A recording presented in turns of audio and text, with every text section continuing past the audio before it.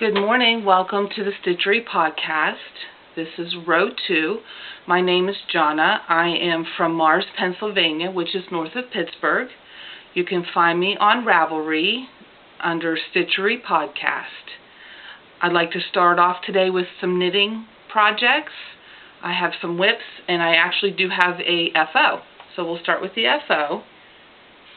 This is my Tin Can Knits wheat scarf. I made it to go with the Tin Can Knits barley hat. They're both free patterns on Ravelry. Here's the pattern here.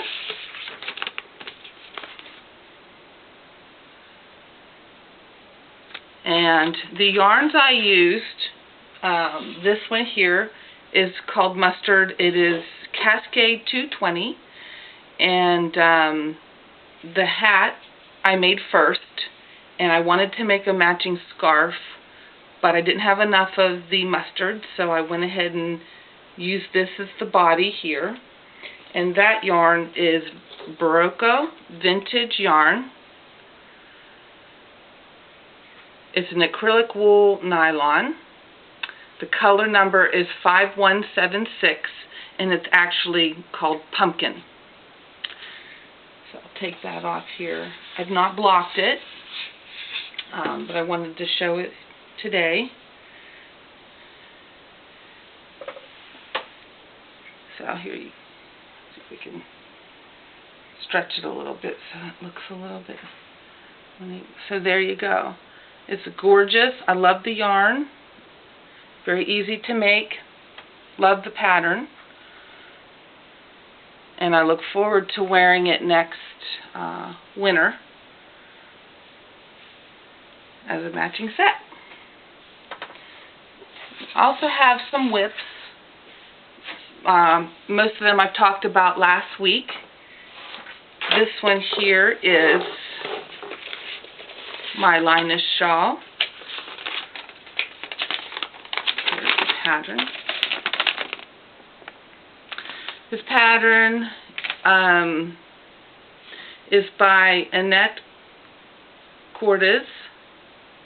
It's a free pattern also on Ravelry. This is the shawl I'm using to kind of be like my Find Your Fade shawl. I'm not doing the Find Your Fade shawl pattern, but I'm doing the Lioness pattern and having it fade. So I'm actually, this is where I was last week when I showed you, and I've gotten that much more done. And I actually have added on the second variation, the second skein. It is to be lighter. I don't think you're gonna see a lot of difference in this one between this one here. But I think the next color skein that I put on will definitely be more noticeable. So I'm looking forward to seeing it fade down to the lighter color. Last week I talked about how I started off with this cream color here because I wasn't sure if I wanted to end with a cream and have it a solid darker color over here.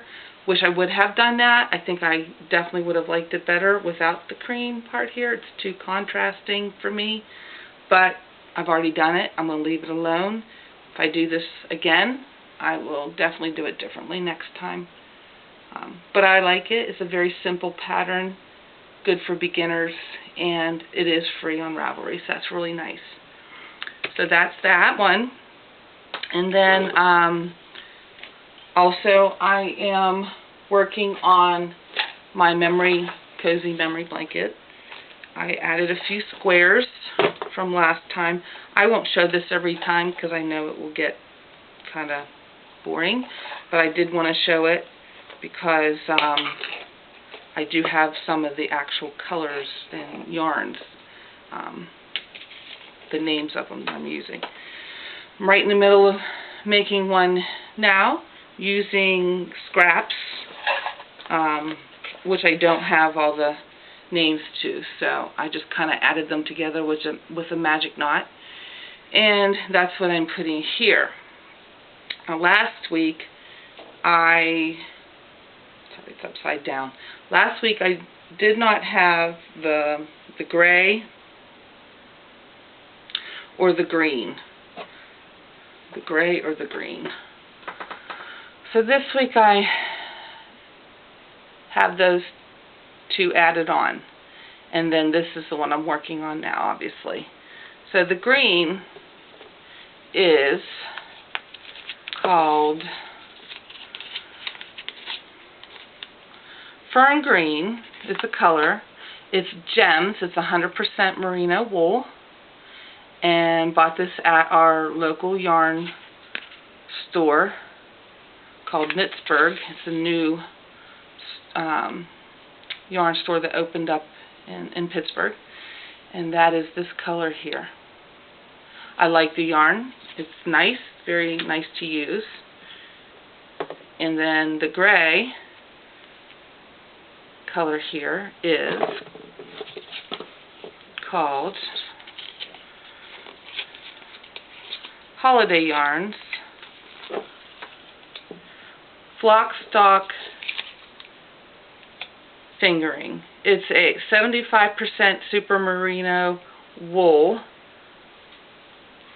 and 25% nylon. So this actually would be really good for socks too. But I did add some of that in. Here's the cake for that.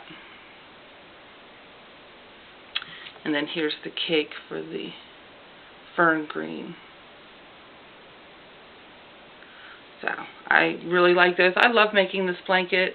I like adding on scraps when you have, you know, not enough to do anything else with it. Add them together and make enough for one of your squares. So that's very interesting, and I enjoy making this very much. So that's the other thing I'm working on. And actually I have another thing I'm working on too. I just started it, so there's not a whole lot to show, but I want to show it to you because it's socks. I'm having a very hard time getting the sock thing down. I have issues with the heel, the gusset, that sort of thing. Did take a class at our local yarn store. I did make slipper socks. Our class was very crowded and we didn't get to completely finish everything. Teacher was wonderful. She offered people to come back if there was questions, but I was able to figure it out enough to finish it at home. I did cast on immediately. I did finish the second one with difficulty. Trying to figure out what I had written down on my notes wasn't easy.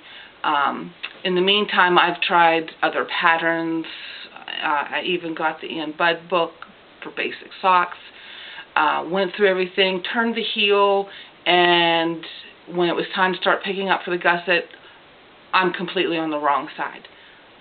I could probably just knit over to the correct side, but then I feel like I'm adding to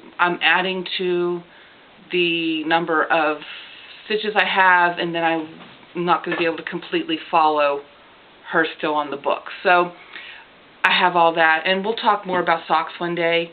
I do have all that down. So, you know, we'll see. But in the meantime, I have this here. This is the SOS pattern. It is a paid-for pattern. It was gifted to me by my sister. And here's the yarn I am using. I love this yarn. I love the color of it. Very, very pretty yarn. Very nice yarn. I believe I have the ball band here. I can tell you exactly what it is. Let's see. Here it is. Okay, I do have the ball band. I'm using, I think I'm using Tri Goose, but